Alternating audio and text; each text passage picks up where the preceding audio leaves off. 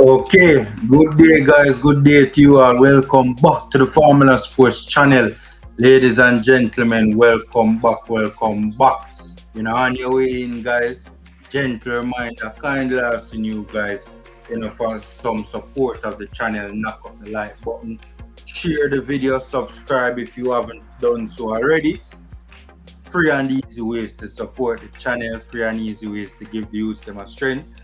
You guys know the tagline already. Seen and as always, thanks for the support. All right, so we're talking the Concacaf Men's U20 Championship. If you look at the banner at the end of your screen, ladies and gentlemen, you would see Jamaica U20 versus the Haiti U20 team round of 16. Now you guys might be wondering, why is that banner on the screen?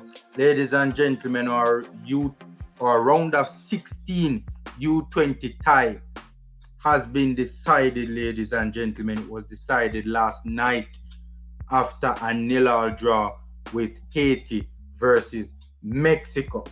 So if you look on your screen right now, ladies and gentlemen, boys and girls, you would see under the 16 banner, you would see on the Sunday, June the 26th, you would see under the round of 16 banner 2F, which is the second place team in Group F versus 3H, which is the third place team in Group H.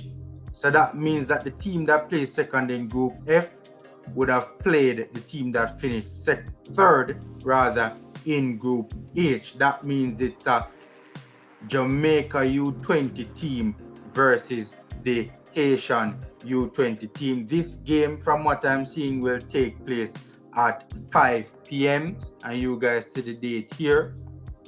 It is saying June the 26th. All right, so that's the fixture, guys. It is out. It was finalized last night, as I said, after that draw with Haiti versus Mexico. All right, so I want to talk a little bit about the Haitian team because I watched 2 of their 3 games in the group stages. For starters, it is very important to note, ladies and gentlemen, that Haiti is a team that had a tumultuous time coming into this particular tournament. I mean, we said our preparation was poor. Haiti had no preparation whatsoever. If memory serves me right, like a week before the tournament, it was decided that Haiti would play the tournament after initially the decision was that they would not play the tournament. They eventually decided to play the tournament like a week before, and about 3 days before their first fixture against Trinidad, they would have hired a head coach. Guys, if we not beat this team, we cannot use the excuse of poor preparation. Because, as I say, we had preparation, Haiti had none. As poor as our preparation was, we had preparation, Haiti had none. So there are no excuses for losing this particular fixture. I watched 2 of the 3 games that Haiti would have played against Mexico and against Trinidad. Last night when I was watching the Mexico game, initially I was cheering for Haiti. And then I said to myself, wait, big idiot boy, I realize if Haiti win the match and Mexico, we have to go play in the next round. And then shortly after I switch and start cheering for the Mexicans, I had 2 heart-in-mouth moments because the Haitians hit the post twice in a matter of couple of minutes apart from each other. Shortly after I arrived at the conclusion that I was no longer supporting my Caribbean brothers, because that's why I was supporting them initially. Because, Caribbean brothers, underdogs going up against the Concacaf power team. But I know many of you would agree with me. None of us would rather play Mexico. Most of us, if not all of us, would prefer to play the Haitians. Mexico obviously is a powerhouse at the U20 level, not only in Concacaf, but on the world stage. All right. In the game against Mexico, even though the stats from a possessional standpoint was not the best for Haiti, let me share that with you guys quick and fast. Haiti did not have a lot of the ball in that particular game, but they still created a number of chances and they still created the best chances. Now, if you look on your screen, you'll see that it was a 0-0 draw, but look at the stats. Haiti had 10 shots compared to Mexico's 11 total shots.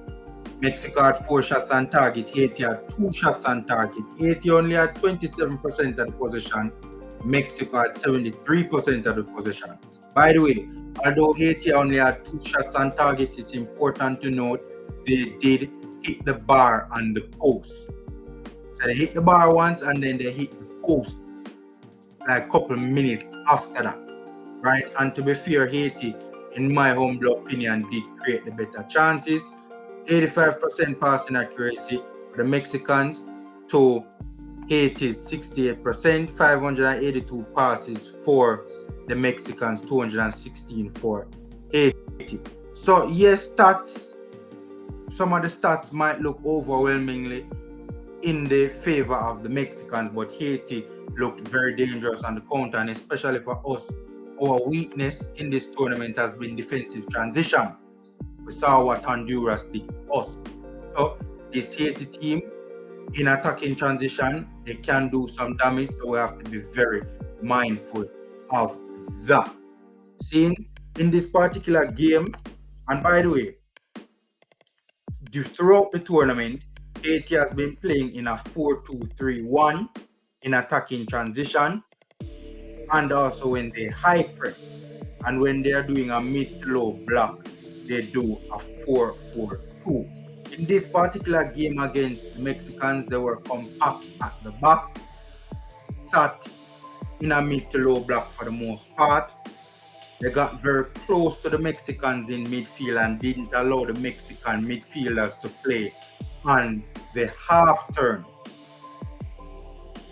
So that's important to note. And also, as I indicated earlier, dangerous team in transition would have caused the Mexicans some problems on the counter. One of the things I realized with this Haitian team is that they do have talent and they do have quality, but there are seemingly chemistry issues.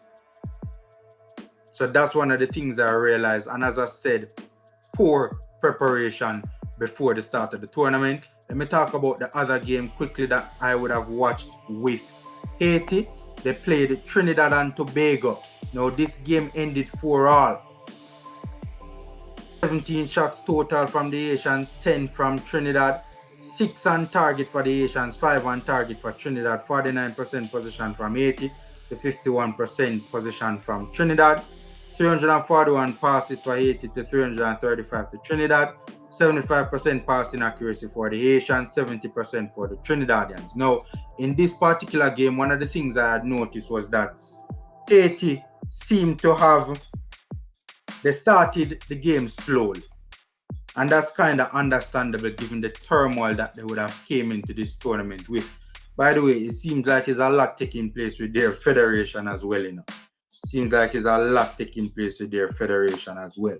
And I mean, from a negative standpoint. So Haiti kind of started this game a little bit slow and unsure of themselves. Hence the very early goal that you would see on your screen in the second minute.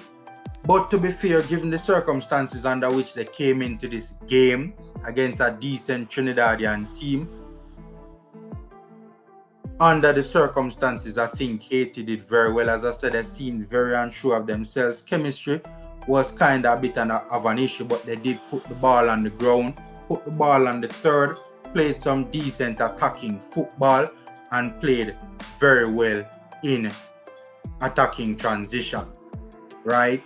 So, yes, they gave up 4 goals and were a little bit disorganized on some plays, but as the tournament progressed, they would have fixed that, because in the Suriname game, And in the Mexico game, they did not concede any goals, ladies and gentlemen.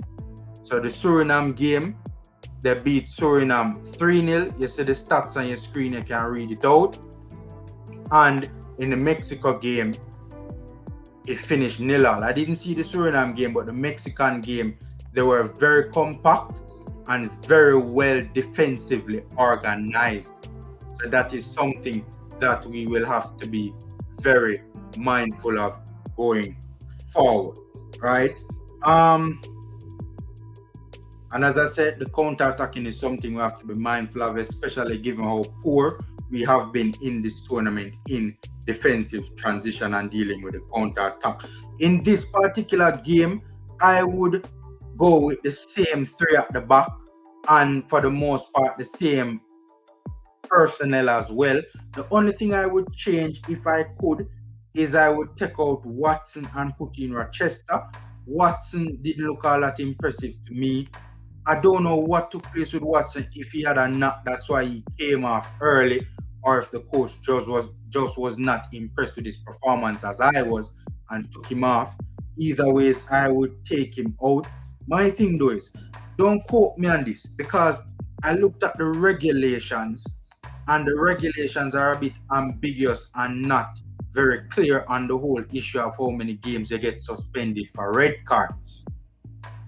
So I am not so sure if Rochester will be able to return, but if I was to take a guess based on my interpretation, it seems as if Rochester might be able to return, but guys, take that with a grain of salt and don't quote me on that, because as I said, the regulations were a bit ambiguous. But if Rochester could return, that would be the only change I'd make. But apart from that, I think that particular squad that we fielded against Antigua was very balanced in terms of the personnel, far more balanced than what we saw in the previous games, right?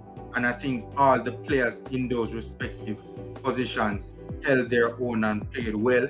Sander Bicknell was a very good addition in the middle of the park for us, helped us to keep our shape in defensive transition. His positioning was very good in defensive transition, helped to delay Antiguan counter-attacks for us to reorganize and get numbers behind the ball, broke up plays when he needed to.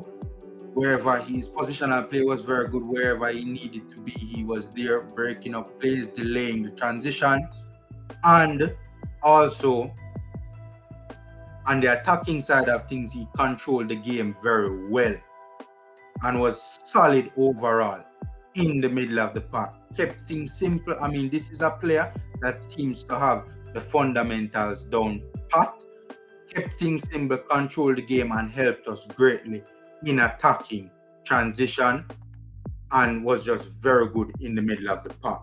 So I would mostly go with the same 11. If I could sub in Rochester, I would same formation as well. That formation, I think, helped us greatly in that particular game. But we have to be mindful of the fact also that Antigua looked a little bit flat in that game. I remember Shavan was saying to me in the watch along that probably it was because of the very poor conditions that Antigua played their two games against Honduras and Costa Rica in, because remember, Antigua played those games on an extremely waterlogged surface, and that may have had a massive impact on their legs, which could be a reason why they looked a little bit flat. And the intensity that we saw from them in the first two games, I personally did not see it in when we played them against Costa Rica in particular. Antigua was very, very dangerous, especially on the counter, and that intensity just was not there when we played Antigua. So we have to be mindful of that as well. And Haiti will be a much tougher opposition than Antigua, in my humble opinion. All right, so we're going to talk a little bit about the Haitian team. We're going to talk quickly about the Haitian team and then get out of here. Let me just bring it up on the screen for you guys. there you go. It is on the screen, ladies and gentlemen.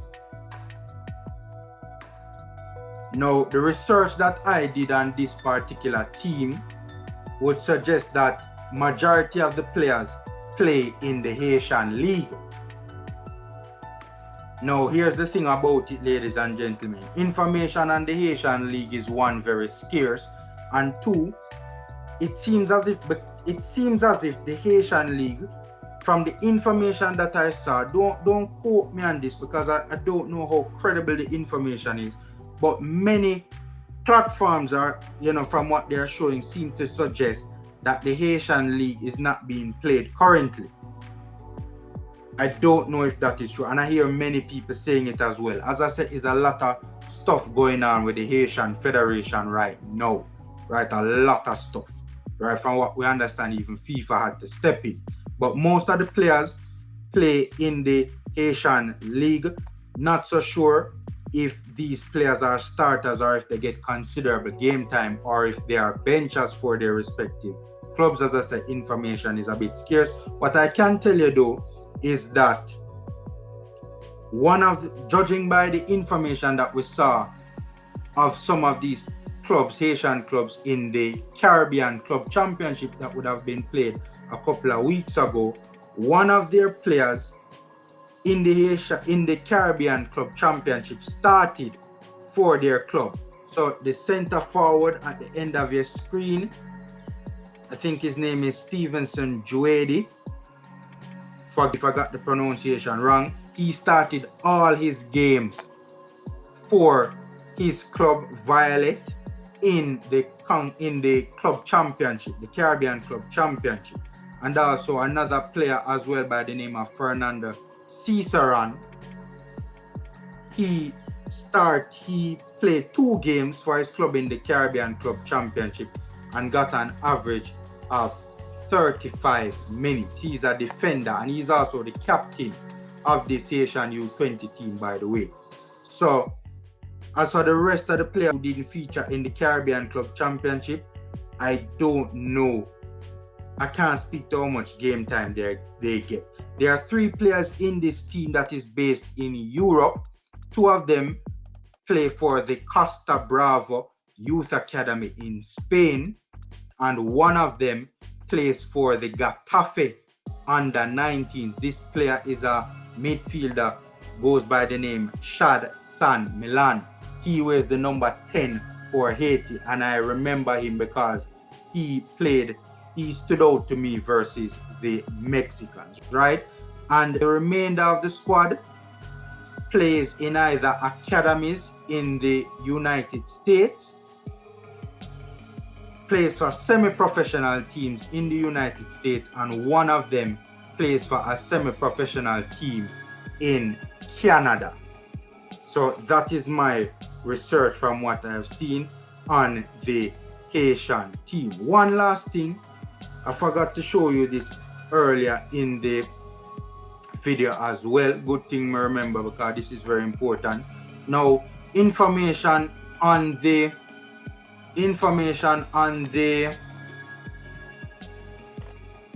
U20 championship and the history of it is a little bit scarce, but from information that I have seen,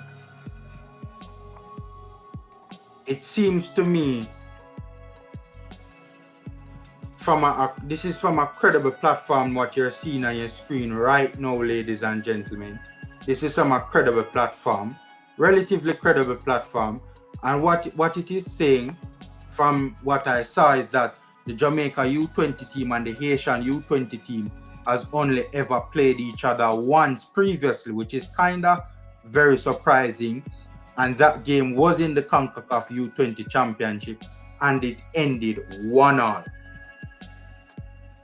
So again, take this with a grain of salt, ladies and gentlemen, because information on U20 teams on a whole, especially in Concacaf, is very difficult to garner. It's very scarce. But from this relatively credible platform, they are saying that these 2 teams have only ever faced each other once before, and it ended in a 1-all draw. So if that is true, and if that is so, then it's even Stevens between these two teams in terms of the head-to-head record. So, ladies and gentlemen, that's my 2 cents. This Haitian U20 team, a dangerous little team that has been growing from strength to strength. The further along they go in this particular tournament, they came into the tournament in basically total disarray, but they have managed to get it together and have done fairly well, especially in a decent group. So this is a dangerous little team that the Reggae Boyz U20 should not take lightly. I think we have the better team on paper, and I think that we can indeed pull out a victory against this team and get it across the line. But we have to ensure that all our T's are crossed and all our I's are dotted. And the boys have to ensure that they go out there, put in the work, and put in a solid performance. We have to replicate an Antigua performance in this particular game. Especially defense and defensive transition has been killing us in this tournament, and we need to put away our chances when we get them. So guys, that's my 2 cents. Take care, ladies and gentlemen. Stay safe, smash up like button, subscribe if you haven't already, and also share the video as well. Free and easy ways to support. Take care, guys. Stay safe, and until next time.